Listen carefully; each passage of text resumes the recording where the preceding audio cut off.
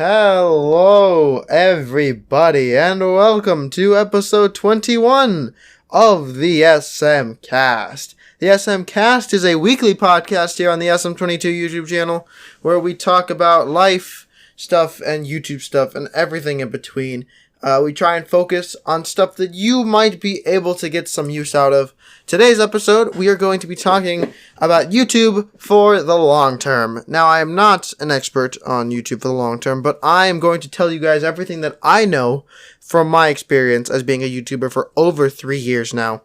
And I will try my best to put it to the test and tell you guys the important stuff that nobody else will.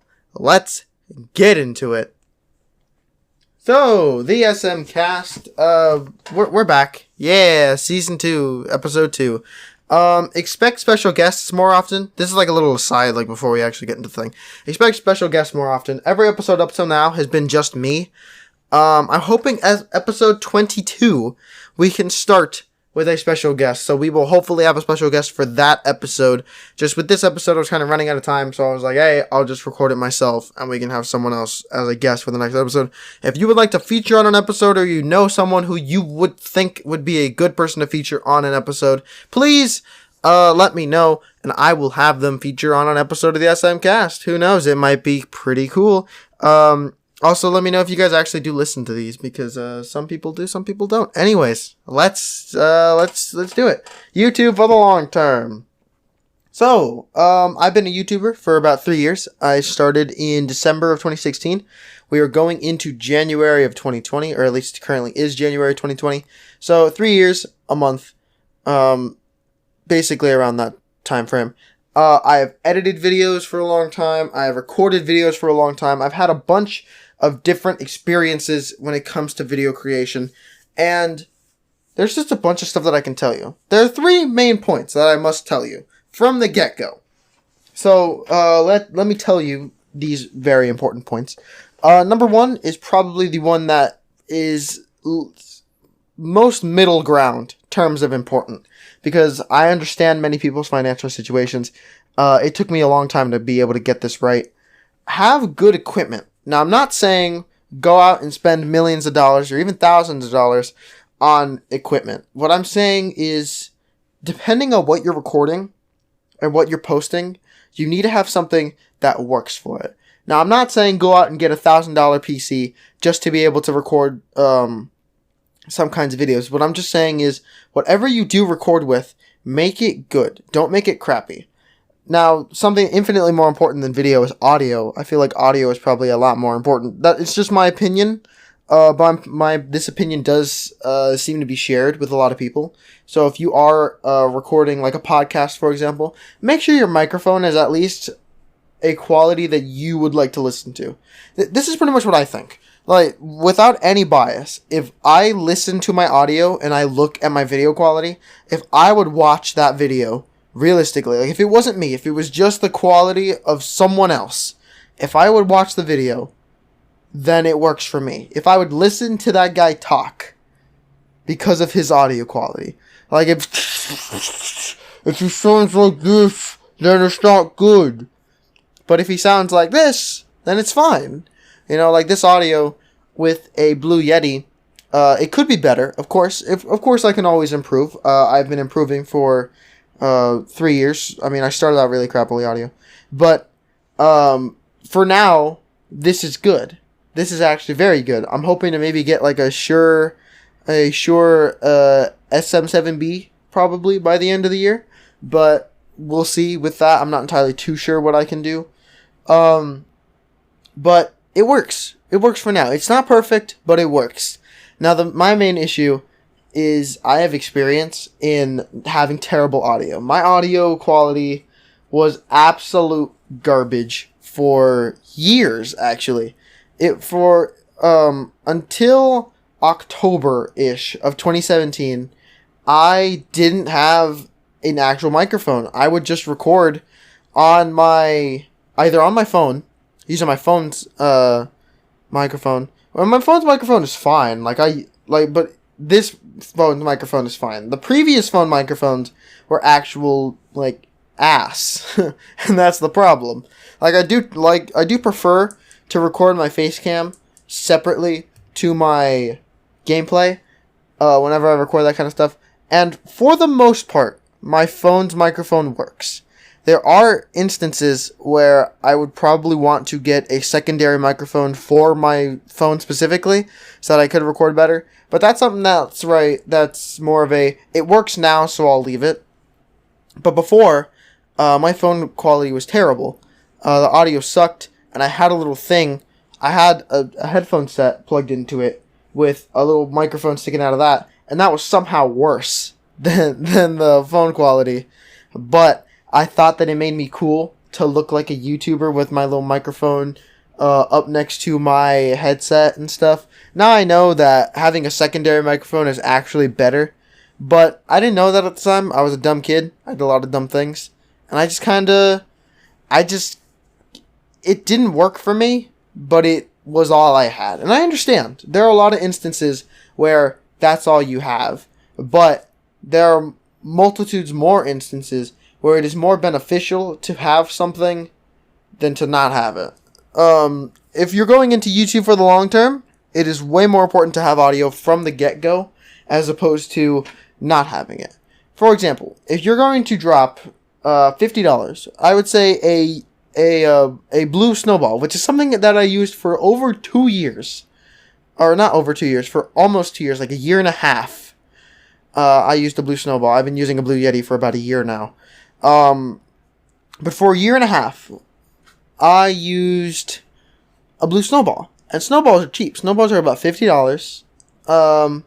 That's relatively cheap. Like, to an extent. Like, yeah, it's not super cheap, but if you are a kid and you have birthday money, you can make that in one birthday, $50. And you can spend it on a blue snowball. You can pick them up at Best Buy, I believe, or you can order them off of Amazon. I think Amazon might be cheaper, but I'm not too sure. But it works. It works amazing, and it's able to give you high quality audio. Now, it's not the best audio, but it works. It works for whatever budget you have. So it's good, and it works, and you can use it, and I did use it. And I must say that the blue snowball recommendation is very high from me. Like, there's absolutely nothing more that you can do but have a snowball from the beginning because it just works. But it's better to have that in the beginning and make good quality videos from the get-go as opposed to getting a year into it when you have the same funds anyways. So why waste a year making crap videos? You know what I mean? Audio is very important, and if your audio doesn't sound good, nobody is going to want to watch. That is a guarantee from me. That's pretty much what I can say. It's just either sound good or get out. And there's kind of no way to sugarcoat that, but it's kind of something that you have to realize. So, audio, very important. Video, less important, but still important. I would recommend getting Logitech webcams. Like, I do need to upgrade my webcam. I just don't have the money as of right now, and it works. Like, my webcam is fine, so I'm just kind of leaving it for right now. I am going to upgrade within the year, like, probably by my birthday. Whatever funds I get within that time period, like, whenever I get my next paycheck, I'm probably going to use that on a new webcam, because that's probably, like, not top of the list, but, like, close to the top of the list of stuff I need to get for the channel. I have a big list of stuff that I need to get for the channel. Webcam is, like, second or third on that list. But yeah, so just have good stuff from the get-go. Like, my webcam was about $50 as well. It is the Logitech C922X, I believe. And it works. So you can get a snowball and a webcam, a microphone and a webcam for $100. And that is actually very cheap. When you see, like, the $1,000 microphones that are out there, don't think that good equipment has to be $1,000. Good equipment can be cheap. So, with that out of the way, let's jump into the second thing you need. The second thing you need is a good editing software. Now, editing is something that a lot of people have problems with. Small YouTubers, specifically small PokeTubers that I see, do not know how to edit. And it's very irritating. Now, if your video is unedited, that doesn't automatically make your video bad, but it doesn't give your video an opportunity to be as good as it can be. If you can edit your video to make it nice and compact, as opposed to literally just screen recording your phone and then uploading that footage directly, if you can edit it, it looks a lot better. It looks a lot more professional. There are some people, I'm not going to name names, who literally just screen record their phone and then upload it straight away. They will do that within 20 minutes of recording. The video is already recorded, is already up online and out there, and it looks bad because of the way that it's literally not edited and the way that it's recorded. If you record with your phone, just another quick aside, if you record with your phone, record landscape, don't record portrait, okay? Don't be a dummy. Recording portrait is like the worst thing you can do because it literally means, hey, I don't know how to make videos, yay! And that's about as good as you're gonna get, honestly. That's just a nice little friendly thing, like, hey, you know, don't suck at what you do.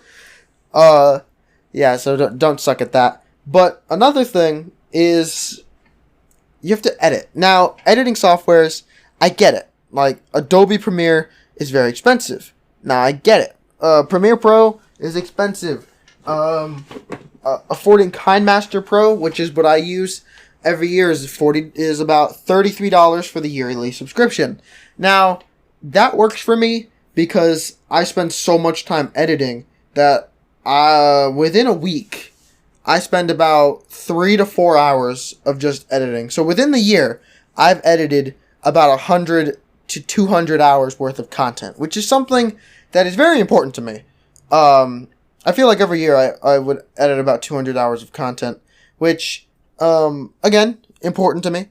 And also, it gives me a way to, like, make my subscription valuable. Because think about it, $33 for 200 hours, that's cheap. That's literally like, what? $1 every 6 hours or something like that? Something along those lines. Anyway, you don't have to spend money on anything. Before I upgraded to the subscription version, I was using KineMaster free version, which you can use. It does have a watermark on it, and you don't get as many opportunities with it, but you do get important things with it. If you were to go to my videos that I had uploaded between about November of 2019 and earlier this month of 2020, like anything that I uploaded in December was edited with KineMaster Pro. Now I don't mean to like brag or anything, but I think those videos are some of my best videos because just like the way that I edit. Yes, they have the watermark on it, but in the end that doesn't really matter. And it's not something that is going to tear away from the experience. If you have a watermark on your video, I'm not going to be staring at it unless it's literally in the center. The KineMaster watermark is like off to the side and up on the right, and it's not that big, so it's not really going to hurt anybody that much. Power Director watermark is the same way. The good thing that I got is I have Power Director as well. That is my secondary editor. Like I edit with KineMaster and Power Director. Both of them are on my phone. Everybody has a phone. So if you record videos with your phone, you can edit them using KineMaster / Power Director. Both of them cost money to use the full versions. But with Power Director, for some reason, I got it like just before they started using the subscription thing. And I paid $5 to get rid of the watermark and to get some assets and stuff. And they just kind of didn't take that away from me because I got it before the subscription. They didn't give me any of the premium stuff and good thing that I didn't like buy the premium because KineMaster just like works better for me. I still keep Power Director because just in case like KineMaster goes down or if there's something that Power Director gets that KineMaster can't get, I just kind of still keep it around, like mostly out of like habit. I edited with Power Director literally for like 2 years, and it means a lot to me. But KineMaster is what I use. If you don't want to pay for the full version, you can still use the free version very well. You can use it just like incredibly. I've seen some people do incredible stuff with KineMaster. You can literally just go and like look for it to find editing softwares and stuff. So that's number 2. So number 1, have good equipment, good audio, good video. Okay, audio is first, like instantly most important thing. Number 2, have your editing software all good. And number 3 is probably the one that is most important to me, at least. Have a good on-camera presence. You know, there's a difference between people who record videos and are like, hey guys, my name is, I'm me, and I'm recording this video. And people who are like, yeah, I'm recording this video. How are you guys doing? Talking and engaging with your audience. Now, there are a lot of people who want to make YouTube videos, but don't have that on-camera presence. A way you can avoid that is possibly learn how to talk to yourself. And that's an odd thing, but learn how to talk to yourself. For example, I write stand-up comedy. I wouldn't say I'm great at it, but I think I'm okay. And whenever I want to perform a set, I always talk to myself. I tell myself the joke as if I don't know it. I remember the joke, or I'll have it on a cue card and I'll read it like in the same voice that I would if I was like performing. I'd be like, hey, so one day, I'm doing this thing. And if I can imagine myself being told this joke, even if I didn't laugh, because I already know the joke, but even if I don't laugh, if I can still picture myself being told this joke by somebody, then it works. Then it's considered a success for me, because then I realize that, hey, I am being told this joke, and it's a good joke because I am able to picture myself with the on-screen or on-camera presence, or on-stage presence even. Like, if you're in theater, on-stage presence. You always have to be able to demand control of your stage. Even if you're not the main character, you should still be able to, not be like a control freak about it or anything, but like, you should be able to dominate the stage whenever you say anything. If you're in movies, if you're into like filmmaking or being an actor or anything, you should be able to dominate the scene that you're in. Even if you have 1 or 2 lines, you still should be able to say something and have it carry a dramatic effect. You should be able to make yourself memorable. That's what's important. Make yourself memorable. If you have a video, the audio could be fantastic. The audio could sound straight out of an IMAX movie. The video quality could be 10K for all I care. And your editing could be incredible. But if you talk like this, and you sound boring, and you don't have anything interesting to say, then nobody's going to remember you. They're going to be like, hey, that boring, very well edited video. Yeah, I mean, the audio sounded nice at least. Wait, he talked barely, and he said nothing interesting, and he talked in the most monotone voice I can think of, so the audio quality doesn't even matter at that point. When it comes to that, then what have you done? You've just created a factor where nobody remembers you, where nobody listens to you. And that is probably the most important thing. Just have your on-camera presence. Now, a lot of people don't want to do YouTube for the long term, or don't want to get into YouTube after a certain point, because they feel like either they've grown already or they're not going to grow. Now, here's the thing. There are a lot of people who get tons of subs, thousands, even millions, who I feel just get lucky. Luck is a huge aspect of this. Now, not all those people deserve it. I'll be honest. There are some people who are very popular for no reason, just because they are. And unfortunately, that's just the truth. That's just the society we live in. We praise those who cheat the system. And there's some people who do. And unfortunately, that's just something we're going to have to deal with. But growth isn't your most important thing. Growth shouldn't be your most important thing. You should always, if you start off with YouTube thinking that it's a job, thinking that it's going to be your career, then it's not going to be.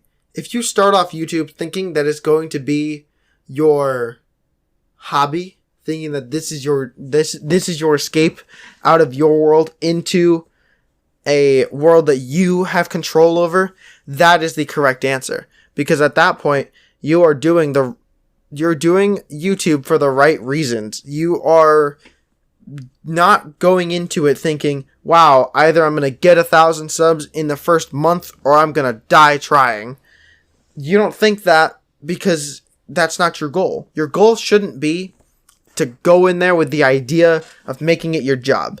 That should be something that lingers in the back of your mind. Of course, you should think like, hey, if I ever do get big, who knows? I might consider this as a career option. That, of course, like that makes a lot of sense. That's perfectly A-okay. But it shouldn't be your be-all, end-all. That shouldn't be the thing that is either driving you to become a YouTuber or stopping you from becoming a YouTuber. It shouldn't be about growth. It shouldn't be about the money or the job opportunity or even the amount of subscribers that you're going to get, the amount of views you're going to get. It shouldn't be about that. It should be about the people that you're going to meet, about the people you're going to get close to, about the opportunities that you're going to be given to be creative and show your true expressions. And it should be about what you're going to become. Honestly, making YouTube videos, like deciding to start making YouTube videos, was probably the greatest decision I ever made in my life. I was 13. I was very ignorant, naive, and dumb. I made a lot of bad decisions when I was 13. And I decided, hey, why don't I just make a YouTube channel? I could be like all the big YouTubers. I could be like Jay Witz and make fun, cool videos. I didn't. But I learned something about myself. I learned how much I've grown. I see myself back when I was 13 making crappy YouTube videos. And I look back at myself and I think, wow, never more have I thought beating a child might be okay. Because I look back and I want to kick the crap out of 13-year-old me just because of how dumb I was and the decisions that I made. Because a lot of them weren't good. But, despite all of that, I still do have a ton of respect for everyone in the Pokemon community, even if they've done bad things. Anyone in the YouTube community, because they did do bad things. Everyone in any kind of community. You know, don't be afraid to start YouTube. I wasn't. And it worked out well in the long run. I met a lot of people who I never would have met before. Hydrus is one of my best mates. He's really cool. Riaz is really cool. Elite Shadow, amazing guy. Old Man Kirky, Frosty Boy, MDL in general, actually. That big opportunity just kind of came out of nowhere for me. And I'm able to take advantage of it. And now I'm a part of the team. And I'm able to edit for them and give them an opportunity to give me that opportunity. And just being able to do that is just incredible. I've never thought before that I could be something. But now I know that I could be. And it's all because I took that leap and I did YouTube for the long run. I decided to pack my bag, get in the van, drive off.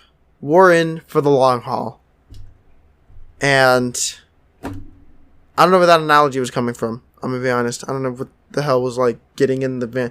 I think I was getting in the community van or something. Actually, that's not a good idea. But, you know, still. Don't be afraid to jump in. Start doing YouTube. Just whatever you want to create. Be creative. Be yourself. That's what it's all about. Unless yourself is some creepy pedophile, then, like, don't do that. But I hope you guys learned something. I really do. I may have been able to help you guys. If I didn't, please let me know. I will continue to bring you more episodes of the SMCast. We will dive deeper into all of these topics someday in the future. We'll have more special guests. I appreciate you guys listening to this episode. It was a very productive one for me. Thanks so much for listening. I'm your host, SM22. And this has been the SMCast.